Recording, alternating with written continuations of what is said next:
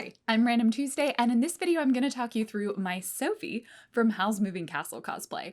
I kind of can't believe that this is my first ever Studio Ghibli cosplay. I love their movies, and for some reason I've never made one up until now. So I decided to start with Sophie, partially because she's one of my favorite characters, and partially because Howl's Moving Castle is one of my favorite movies. I decided to make a version of Sophie that's really similar to what she's wearing in the movie, but I wanted to bring in inspiration from Edwardian-style clothing in order to give my costume just a little bit of a twist. For this costume, I used several of my basic pattern blocks and modified them to get the style that I wanted.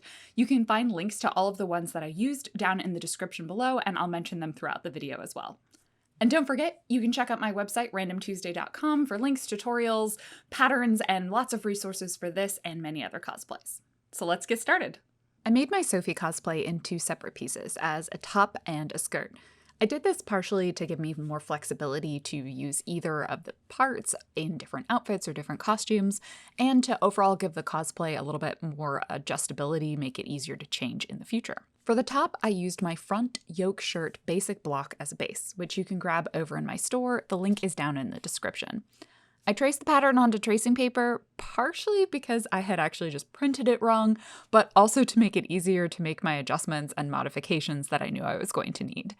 I did make a small initial adjustment to narrow the neckline by about 1 inch, and then I sewed together my muslin mock-up.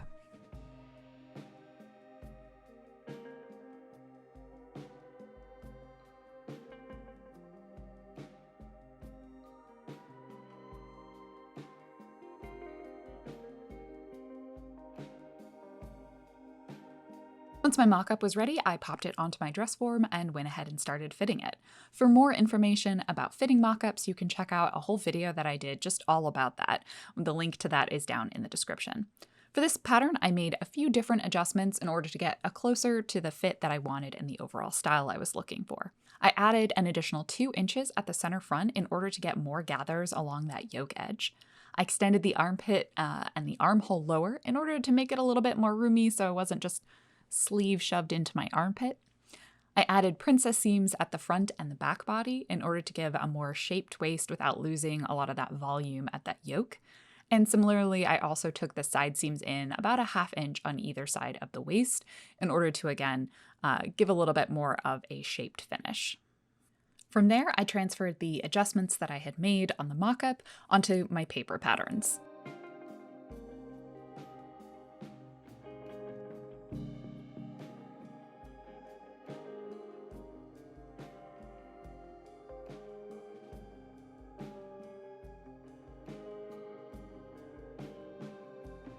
I did a similar test draft mock-up process with my sleeve pattern, using my trumpet sleeve basic block as a base. The link to that pattern set is also down in the description. Before I did my mock-up of my pattern, I did do a slash and spread on the sleeve cap and in order to add some more volume and really get a little bit of puff into that shoulder. You can watch a full tutorial that I have on adding volume and adjusting and sleeve patterns using the slash and spread method. The link to that also in the description. In fitting the mock-up, I ended up shortening the sleeve by about 3 inches around that elbow area because I knew I wanted to have kind of an extra long cuff, which this pattern wasn't originally designed for. I also rounded off that bottom hem right where it was poofing up in order to give it just kind of a little bit of a smoother, more rounded finish. Lastly, with the sleeve and the bodice complete, I did one final fit test of my mock-up just to make sure I was really happy with how the design was shaping up before I cut into my final fabric. The fabric I used for the finished costume is a medium weight 100% linen in royal blue from fabrics-store.com. I'll post a link to that also in the description. There's going to be a lot of links in the description. I really love the color and the texture and the drape of this linen, which I think add to the overall kind of rustic, homemade, sort of cottagecore-esque feeling that I really wanted for this particular cosplay. Because linen frays a lot, I serged all the edges of all of my pieces before assembling them together. I do recommend some sort of stay stitching on the edge when you're working with linen. You can find more details about assembling the yoke shirt pattern as part of the yoke pattern block, but in essence, it's a relatively simple sort of standard process for assembling any princess seam bodice. I started by sewing the center and side back pieces together, and then I baste stitched that center back seam because I was going to be adding a zipper into it. Then I sewed together the side and center front pieces and gathered them together at that top edge to match the size of the yoke. I stitched the yoke pieces together where they overlap to kind of turn them into one section, and then sewed the yoke gathered to it in order to make it just a little bit easier to assemble. Lastly, I joined the front and back pieces sections together at the side seams and at the shoulder seams. And finally, I added a zipper into the center back. My zipper starts kind of roughly in the middle of that between my shoulder blades sort of point, and then goes all the way down to the hem. And it actually zips up from the top to the bottom, which is kind of the opposite direction a zipper normally goes. I did this because I wanted to have like a really clean line in the collar. I didn't want to have a zipper going through the collar, but I did need a way to get it on over my body. So a zipper partial way down that center back seam seemed like a good alternative. And my biggest tip when working with linen and to kind of really get a neat finish on here is definitely press your seams as you go.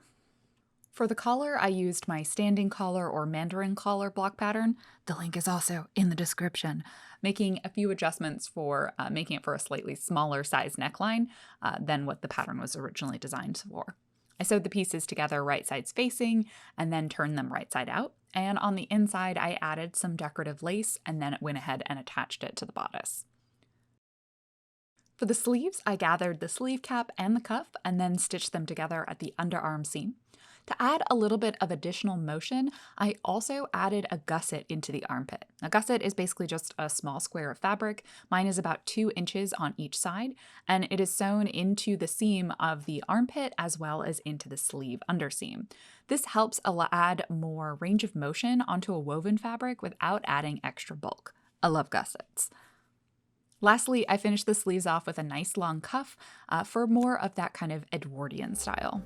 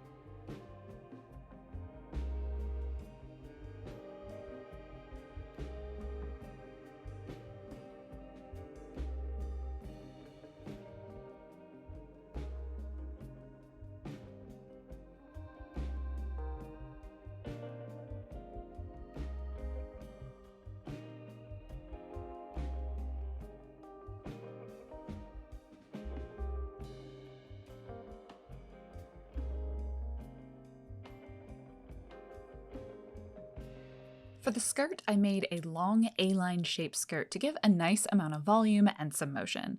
You can definitely use a modified version of my A-line basic block, or draft one up like I did here using a measuring tape and a fair amount of floor space.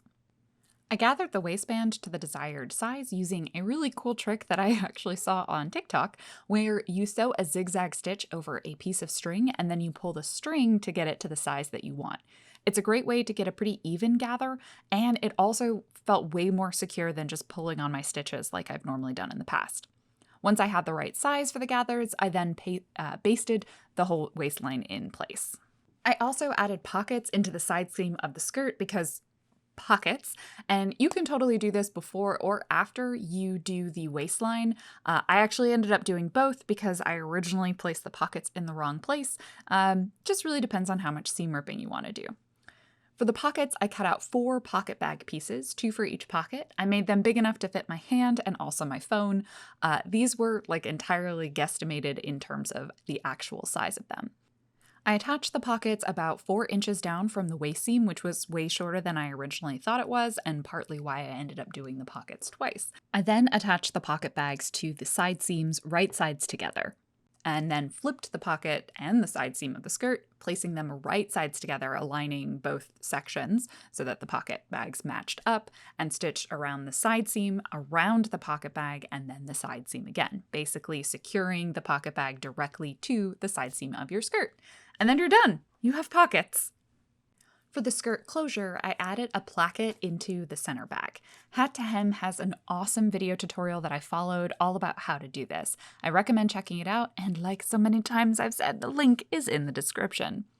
I chose to do a placket again to kind of add to the rustic look and also give me the ability to adjust the size of the waistband without making it an elastic waistband.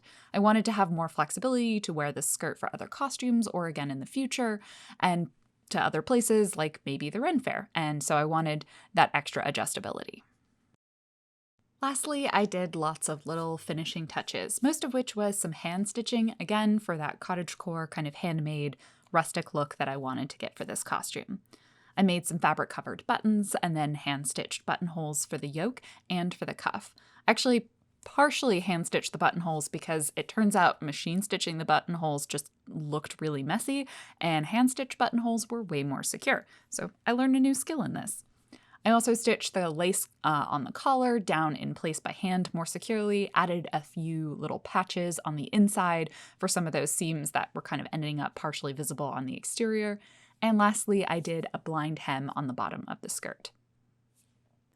Underneath the skirt, I wear a petticoat. It was a used one that I purchased online, and then I hemmed it to the right length. I actually hemmed it by shortening the top rather than the bottom.